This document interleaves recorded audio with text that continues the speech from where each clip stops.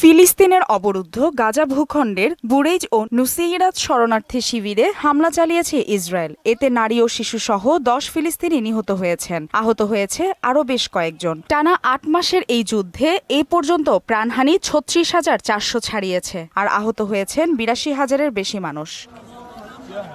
সিরিয়ায় হামলা চালিয়েছে ইসরায়েলি বাহিনী। Syrian observatory for human rights জানিয়েছে, সিরিয়ার উত্তরাঞ্চলে অবস্থিত আলেপ্পো শহরের কাছে একটি কারখানায় ইসরায়েলি হামলায় অন্তত ১২ জন নিহত হয়েছে, এমনটাই জানিয়েছে আল জাজিরা।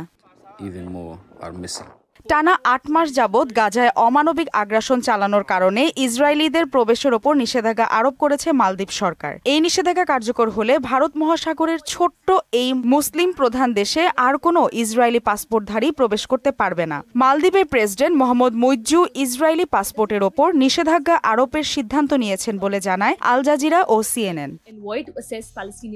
এদিকে কোনো পরিস্থিতিতেই গাজায় হামাসের শাসন মেনে নেওয়া হবে না বলে হুঁশিয়ারি দিয়েছেন ইসরায়েলের প্রতিরক্ষা মন্ত্রী ইয়োভ গ্যালান্ট। রোববার এক বিবৃতিতে তিনি বলেন, উপত্যকার শাসন ক্ষমতায় বিকল্প কোনো পক্ষের কথা ভাবছে তারা। ইসরায়েলের প্রতিরক্ষা বিভাগ খতিয়ে দেখছে বিষয়টি।